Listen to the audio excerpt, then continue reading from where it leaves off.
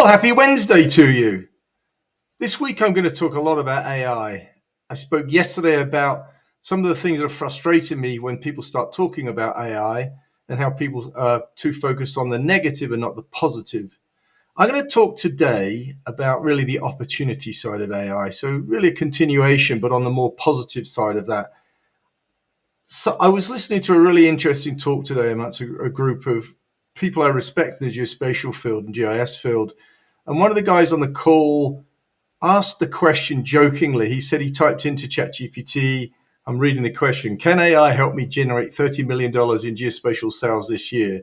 And everyone laughed. And it's, obviously that's not how one uses your ChatGPT. There's a Freudian slip.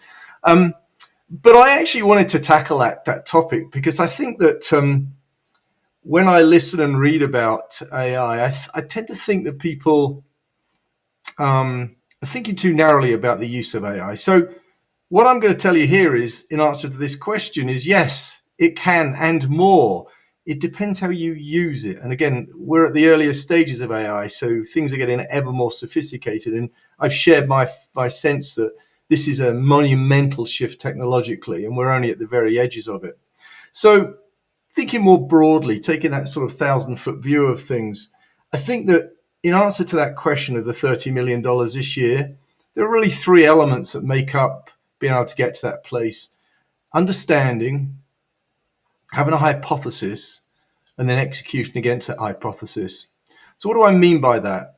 Let's talk more broadly about the geospatial market. I've spoken about the marketplace. I think that if one looks at the GIS industry, for example, and this would apply to remote sensing as well, a generalization is a lot of companies struggle to grow. A lot of companies have got kind of flat revenues, they are focused on services, and they're looking for ways to grow. We're at a really unique time in terms of the technology and in terms of now we've got AI. And I've been talking a lot about Geospatial 2.0. That was really a technology conversation where we've got new data, 2D, 3D, 4D data. We've got AI to process, analyze, and work with that data. So it's a magical time of technology. And again, that's why that term Geospatial 2.0 came out that I was talking about. I sense that the commercial world is still in Geospatial 1.0 world. It hasn't moved forward. It's still struggling to sort of comprehend what these changes mean. So there's some assumptions there. There's some hypotheses, if you like, that I've just come up with, that the market itself is challenged to grow, that we're at this unique time thanks to these technological advances, and that the commercial world is slow in adopting and really trying to figure out what this means next. Am I right or wrong?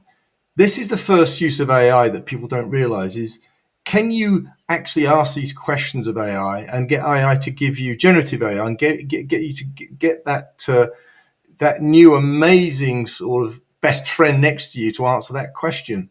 I tend to use Perplexity, which is one of the other LLMs out there. Everyone talks about ChatGPT and Claude. I like Claude, but Perplexity is really good because Perplexity, if you're researching these kind of questions, goes out and actually searches the web and brings back a list of articles and things that may support or oppose what you're talking about here. So given what I've just thrown at you there, what did Perplexity think? And Perplexity came back with some really interesting answers to that question in broad terms, in agreement. So that was a good base for me to kind of get an understanding of what I'm thinking about the marketplace and what's happening in the marketplace, if I'm on the right lines. And it sounds like, yes, I am. So what are the implications of the acquisitions that have happened lately? I think that I've suggested that the conversation I was starting 3 years ago on Geospatial 2.0 is, this is the sort of a manifestation of it. This is the result of it, where we've seen Axum and NV5 come together. This is remote sensing and GIS come together, a one-stop shop.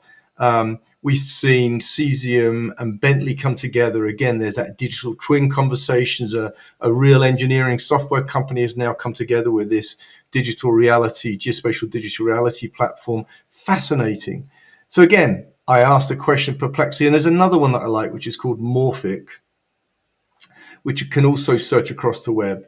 And they both came back with similar responses, that this is truly a representation of a change in the industry, where we're at that inflection point. And some of these big guys are beginning to get this stuff together and to combine these technologies, not just the data, but the platforms, the software, the AI, to really bring this end-to-end story into place. Fascinating, and definitely if we want to understand the marketplace, these kind of things are critical. So the first phase, I think, of using generative AI is to actually build out those hypotheses that you think are happening in the marketplace, those big picture things.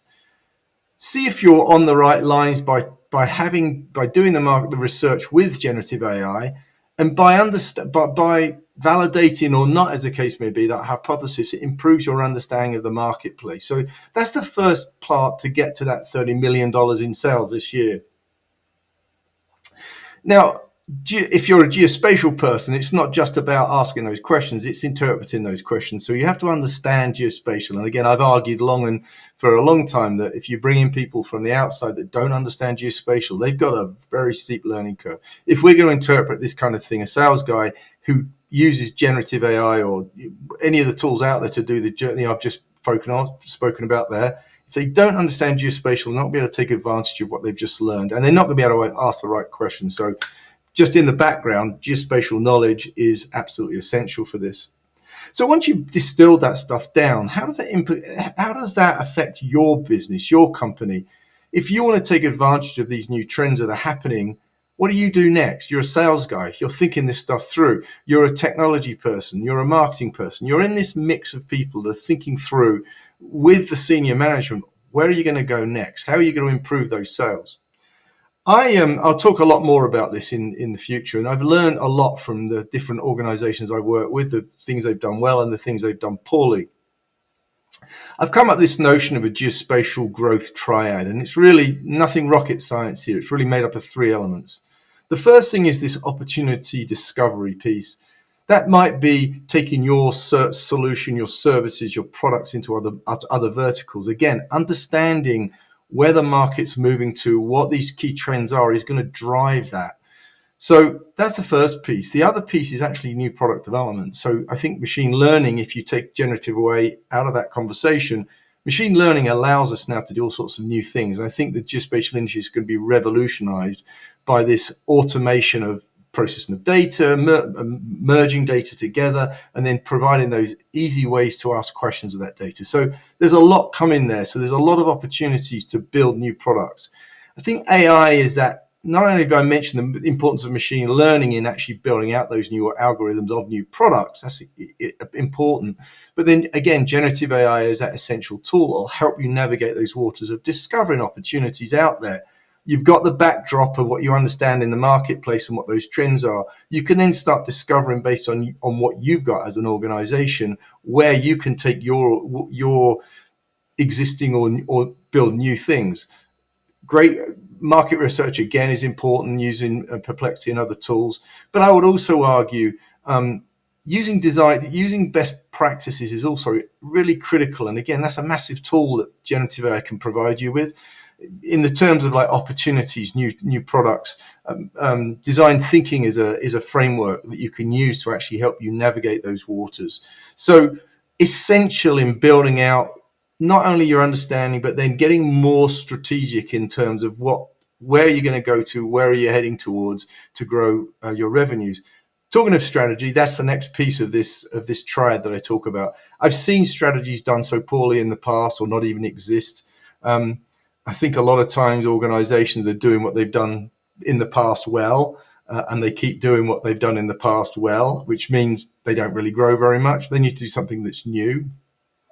So strategies are really that North Star definition. What is your North Star? And then what are the steps to get there? And that's the makings of a strategy. And I spoke a little bit about this yesterday, but again, best practices in building out that strategy, using Roger Martin and his work as an example about how you build out that strategy, that hypothesis of your own growth. That's where generative AI is an essential tool again. So you've got those building blocks that you've built on top of. What a lot of people that are, what I was listening to today, and a lot of people I read about, they're always focused on this sort of the minutiae of the sort of go-to-market piece. I'll call it that, because it's about creating code, it's about creating content, and all of the conversations there. That's only a small part of the much bigger pie that I've been talking about.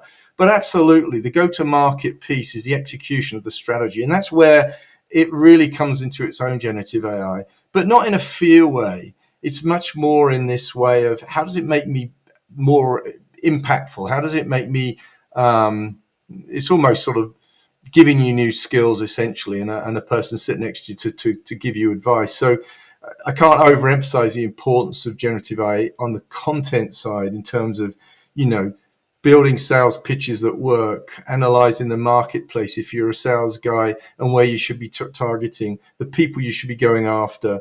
You can do a lot of sort of pre-sales research on all of those things using generative AI. If you're on the marketing side, content generation is huge, but not to replace you, to actually make you more productive, to actually allow you to generate really impactful articles which start with why. Again, best practice is Simon Sinek, to add SEO to those things, to generate images, to generate very attention-grabbing videos. So, all the way through, it's important. But I'll summarize it. Absolutely, the question about, can I get to $30 million in sales? You absolutely can, but it isn't as simple as just putting a question into ChatGPT, which, again, I know the guy that asked the question was only joking, but there is a way to use machine learning to build new products, and generative AI to help navigate those waters to get to that place you want to get to, your North Star. And it isn't only just focused on those narrow pieces, which is content and how people currently are sort of seeing it as a threat. It's much, much bigger than that. So anyway, that's the Wednesday talk. Agree, disagree, tell me I'm wrong, tell me I'm right. I'm all good with the above. I've got an ebook I've included as a link from this video, which will sort of talk you a little bit more about the path, this sort of prism the triad I've been talking about, the geospatial growth triad, and some of those elements I've mentioned. So if you're interested, go download that ebook. And then I've got a newsletter as well, where I talk a lot more about this kind of stuff. So feel free to subscribe to the newsletter. We try and get it out once a week, and it really touches on, we're building it slowly, but it touches on some of these topics I think people are really interested in around what I'm kind of discussing here. So thanks for watching, and I'll do another one hopefully tomorrow.